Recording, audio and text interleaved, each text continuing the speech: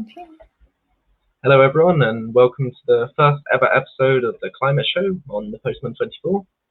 So the climate crisis is one of the most urgent and unprecedented issues that we currently face, threatening millions of people's lives, homes, jobs. And we're going to be interviewing climate leaders twice a week in live streams that can be watched on our website, postman24.com, as well as our Facebook, YouTube, LinkedIn, and Instagram. So turn on notifications on your preferred platform. For today's episode, I'm going to be your host, Bertie Harrison-Brodinsky, and we have a great guest for you, Sarah Nyberg from Sweden. Sarah has a degree in environmental and energy engineering from Lund University and is an associate of South Pole, an environmental consultancy firm. She's also the Swedish representative for Yes Europe, Yes being an acronym for Young Leaders in Energy and Sustainability, and she's been a regular participant in United Nations climate conferences since 2017. Sarah, welcome to the show. Yeah, thank you very much. Yeah, it's an honor to be here. It's great to have you. So I want to speak to you about all these roles and dig into some of the issues, but to begin with, just in case anyone is watching who doesn't fully understand what we mean by the climate crisis, I wondered if you could give a kind of brief summary of what global warming is and some of the threats it poses to the world. Yeah, sure. So yeah, it kind of starts with us humans and it ends with us humans. So in the beginning, it's us humans, our behaviors and what we do causes a lot of greenhouse gas emissions, and these are coming up in the atmosphere and then we have the greenhouse gas effect. It is natural, the greenhouse gas effect, but it's getting stronger. So the more greenhouse gases are in the atmosphere, the warmer it gets. It's a physical phenomenon with the sun rays and so on. But yeah, so it gets warmer and warmer on Earth. And as it gets warmer on Earth, this has a lot of other consequences as well, which is causing melting of glaciers and Arctic and polar ices. Also the water is like expanding, it's taking more volume, so the sea level is rising. It's changing the whole like precipitation pattern around the world. So we get more storms and floods in some areas in the world, but in other areas it gets much drier and hotter. So on an average, the whole global average temperature is increasing. So that's what we call global warming. But it has a lot of different types of effects, which we call like climate change, because it's affecting the climate in different ways in different areas of the world. And that's affecting us humans in the end, because we cannot get access to water, food, shortage. People need to, like, diseases are spread even more, or people even need to go away from their homes, and there are caused conflicts as well. So yeah, it goes back to us because we do these actions which emit greenhouse gases. Yeah. That's great, thanks. So you studied environmental engineering at university. What kind of attracted you to that approach? Do you think that the solutions to the crisis could be primarily technological, as opposed to perhaps political or something else? We need to use like all the tools in the toolbox which we have available, because it's like this. We're in a climate crisis, like it's really urgent. We need to reduce our emissions very drastically. So we need both technology, and I mean, I have a technology background, so I kind of believe a lot in technology. But for that technology to be implemented, we need economic incentives. So we need economy, we need political support policies can help. So that's why I've also gotten more interested lately in more policy work and economics and so on. And also recently more interested in, or like, individual behavior change and how we can kind of, think differently, or like going back to like, what do we actually value in life? Like what is important to us? Like why, like, do we really get happier by buying more stuff? Or do we maybe get happier with like just being with people and like living good life, like maybe living a bit of a slower life as well?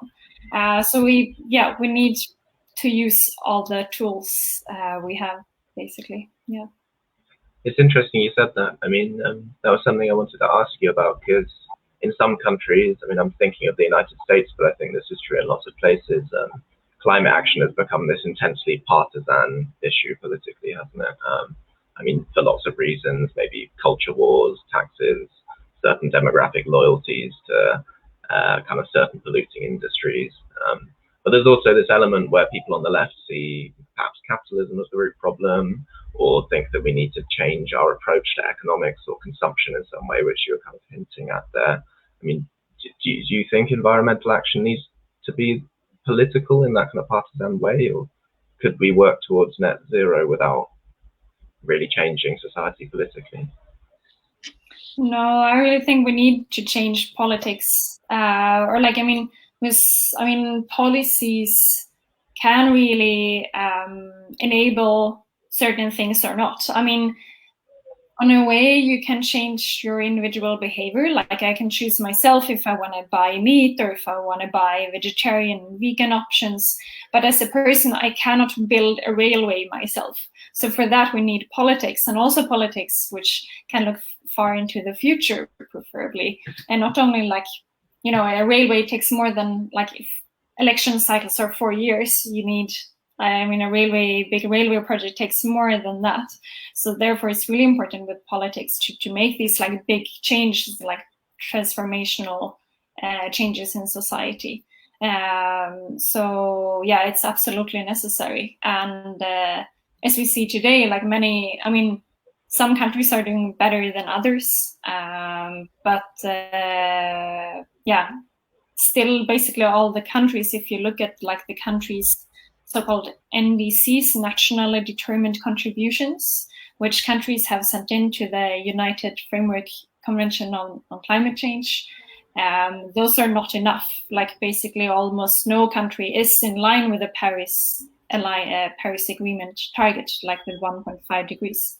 So really all countries need to become more ambitious in their politics and policies.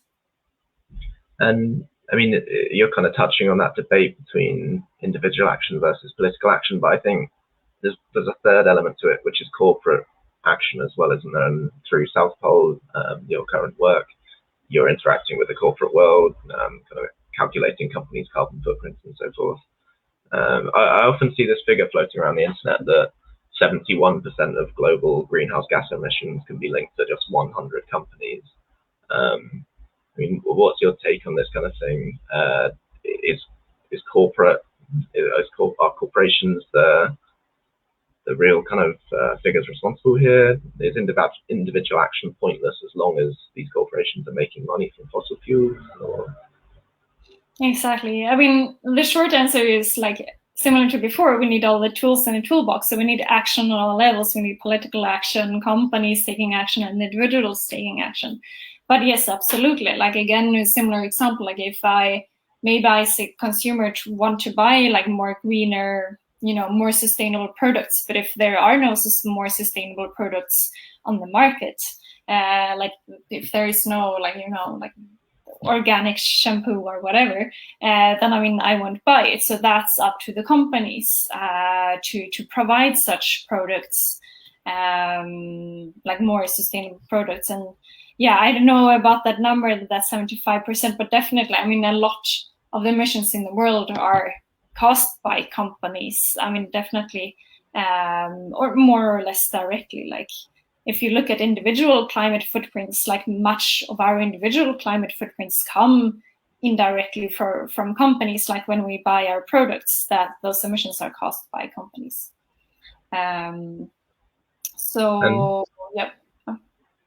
Sorry, keep going if you like. It's really important that companies are taking action.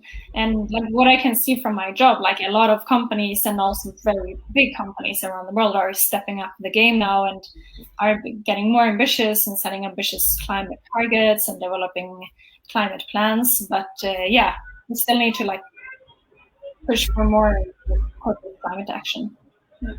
And European countries now have kind of various forms of environmental regulation and carbon pricing to try and limit that corporate environmental damage, right? Do you think those kind of policies are working? Are any of them making a difference on the kind of scale needed to meet EU climate targets? So the policies from countries, or yeah, I mean, are any governments in Europe kind of implementing any kind of policies, whether carbon pricing or taxes or regulations that limit emissions to the extent that we need to be? Well, not to the extent that we need. Like no country. I mean, even if Sweden is seen internationally as a leader and like front runner in climate and sustainability, even Sweden is still like our individual climate footprints are still very high, like much higher than the world average, and we're truly like not living sustainably. I mean, I'm not an expert on climate policies all over Europe, but I mean, like all over Europe, countries are introducing more policies for more renewable energy efficiency, and other like climate policies. So things are happening, but it's definitely not enough. Like countries still need to continue to develop more. More and better policies and raise their ambitions.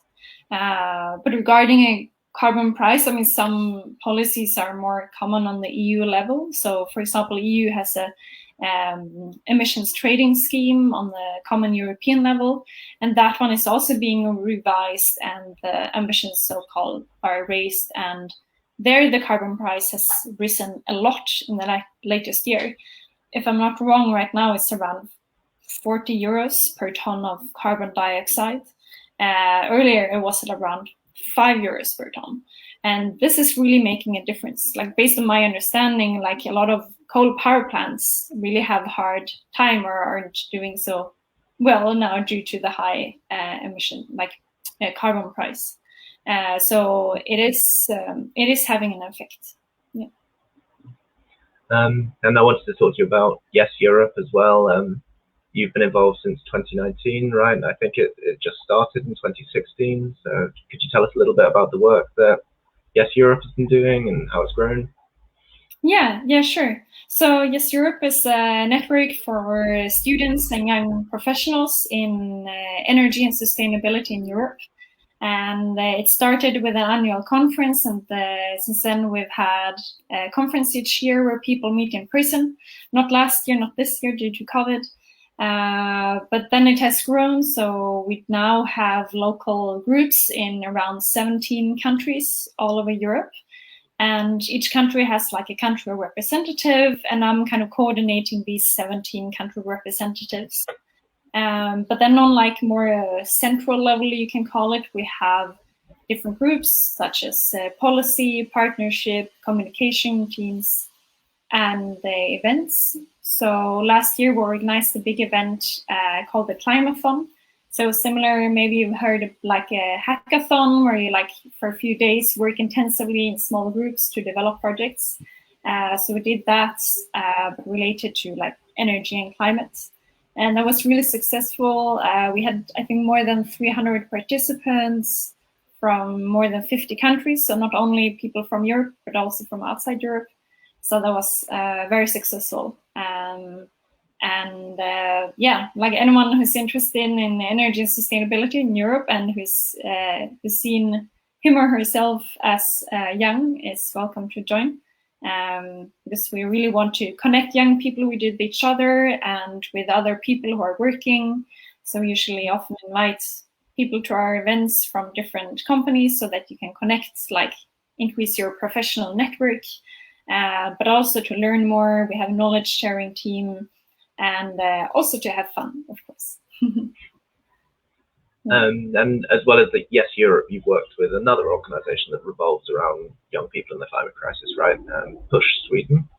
Yeah. So I was wondering, I mean, is this focus on young people with some of your environmental work just a result of you having been involved with environmental campaigning from a young age, or is it? Do you think that engaging with our generation on climate issues is of particular importance?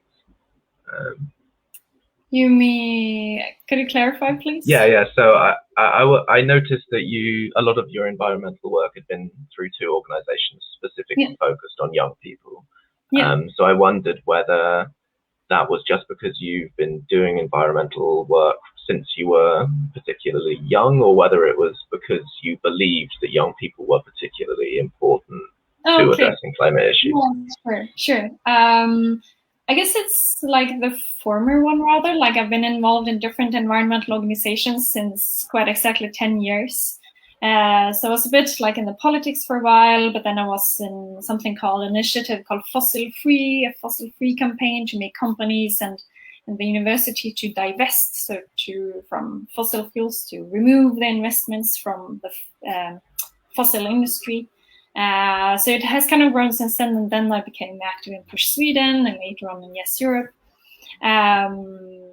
So yeah, as relatively young, since I was around 15 years old when I started, it was natural to get involved in like youth-focused organizations. But I mean, I definitely see the value and think it's very important that we as young people are engaged, because I mean, it is about our future. Like the climate crisis, I mean, the people who are like in my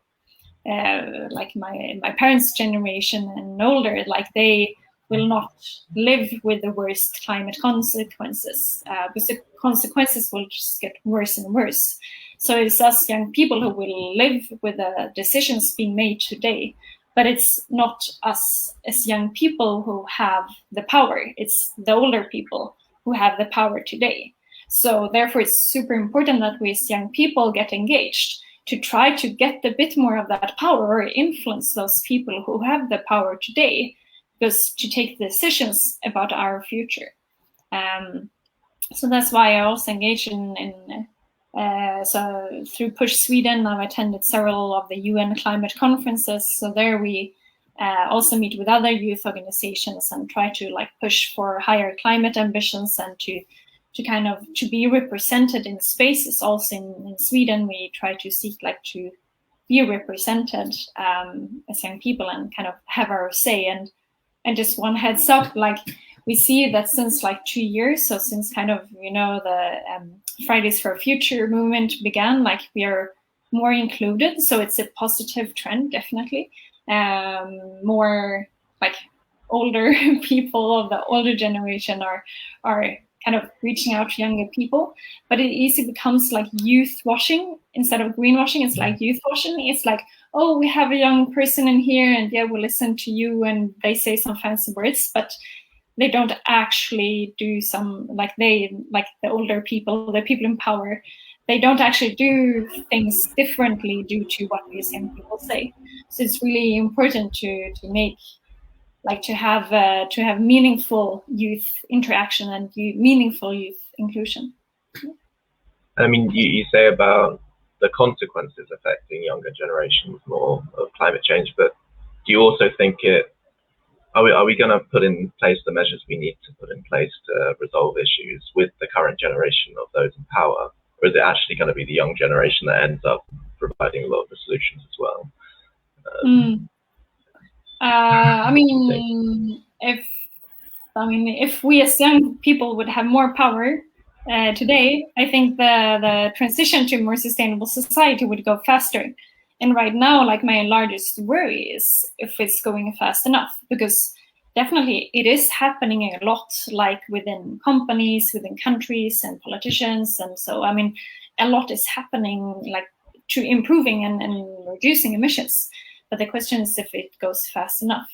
But I mean, so for now, like we as young people need to do what we can and fight kind of, or use the power we have. But of course, in the future, we can do even more now. So, but it's also really important to like kind of educate also like the older generations to spread awareness about how urgent the climate crisis is to the people who have older, to older people, to make them aware. I actually heard earlier this week just about an initiative. I don't know how it is been launched, but it was mentioned in a public event, so I think I can mention it. It's by an organization or a company called We Don't Have Time. So they actually have an app and a platform for where you can give like climate reviews, and they have an idea, it seems like, to educate, have like a climate lecture for the Swedish Parliament. So like all parliamentarians, like 349 parliamentarians, should get a climate course, basically climate crash course, to learn more about it. I thought that idea sounded really great, and yeah, it would be great if more people in power learn more about climate, how urgent it is, but also that we can do things about it, and that we already have much of the solutions. We just need to implement them. Mm-hmm. I think the reason I asked was partly because a lot of countries, especially in Europe, are now working to this target of net zero carbon emissions by 2050. Even though, I mean, I think, like you said earlier, most of them probably aren't on track to achieve that yet.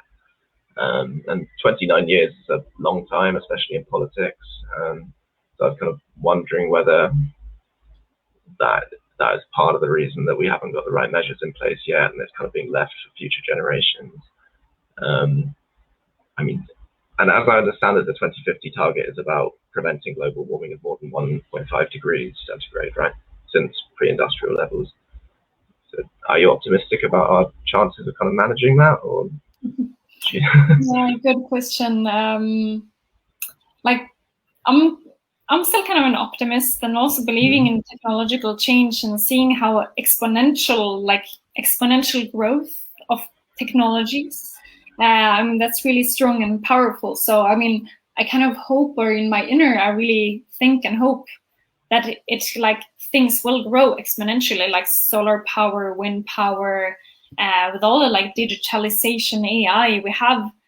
There are a lot of risks with it, but there are also a lot of possibilities. So we need to use these new technologies for the greater good, basically. What kind of risks?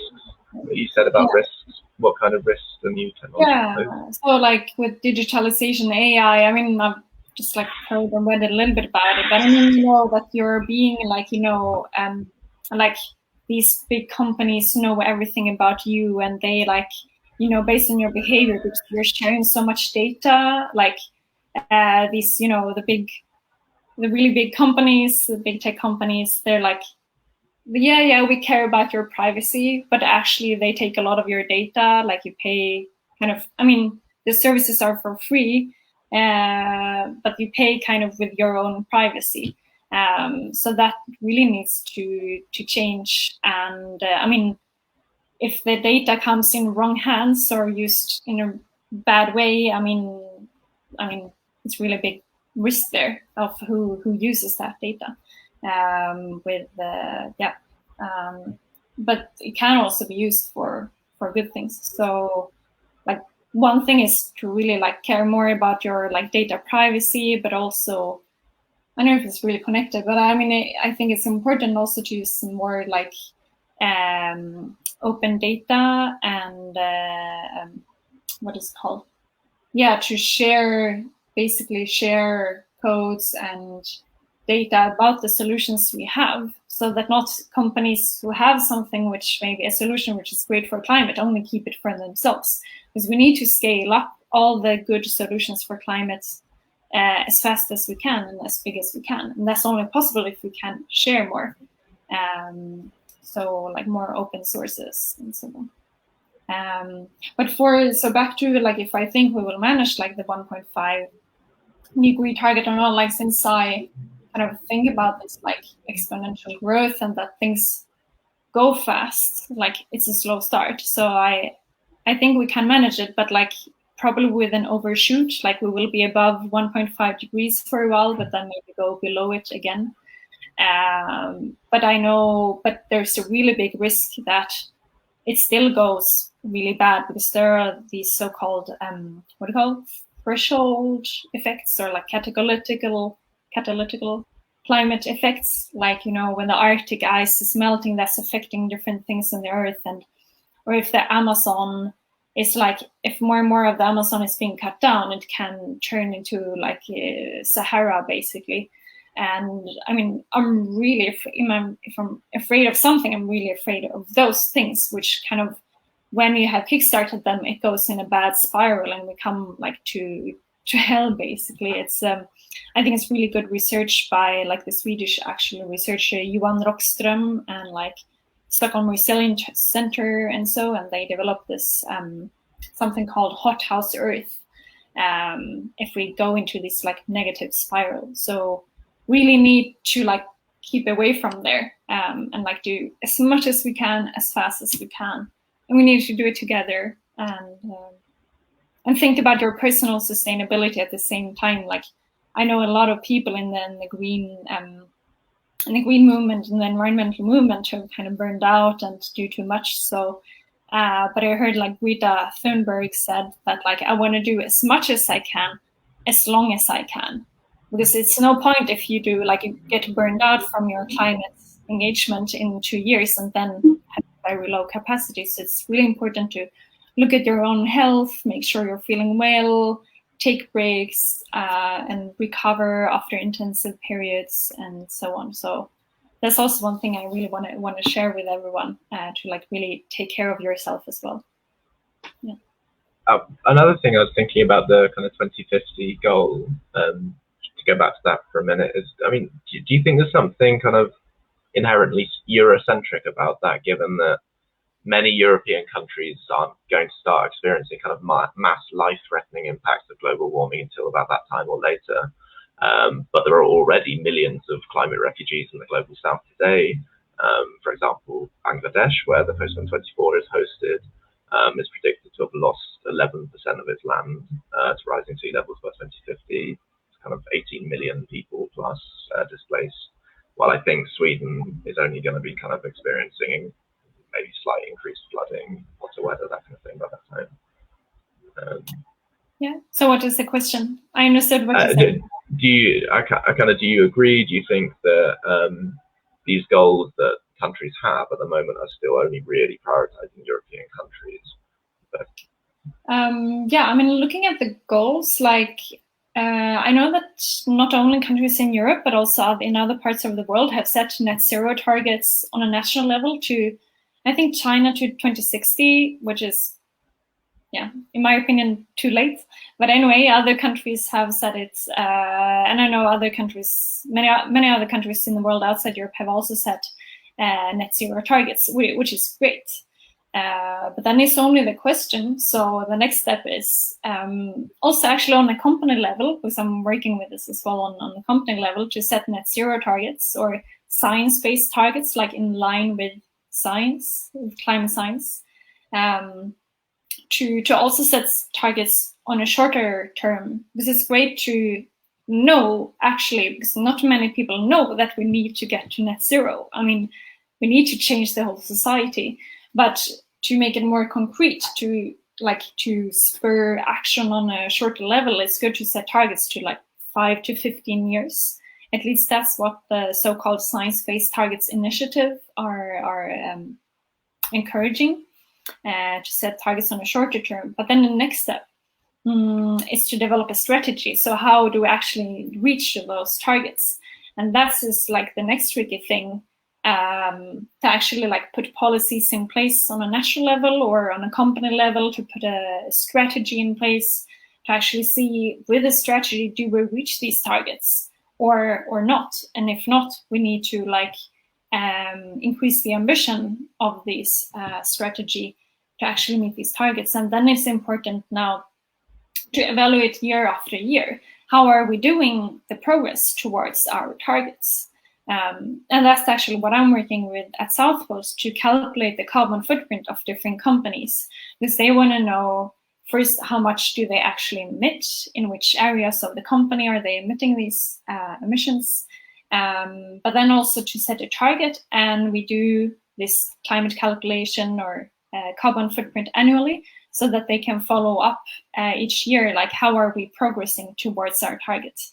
If we're going too slow, okay, then we need to change something to make something, to do more climate action, basically, to get closer to that target. And I guess that links back to what you were saying earlier about like more data being a part of this kind of way forward. Like I guess as all of that gets more and more automated and more easily viewable, that'll get there. Cool. Well, I think we're running out of time, but that was really lovely to talk to you. Thank you, and it's really interesting. Tomorrow's show, we will be live streaming again at 7 p.m. BST, this time hosted by Omar Ahmad and interviewing Kamral Chowdhury. So tune into that, everyone, as well. Thank you, Sarah. See you. Thank you very much. Bye.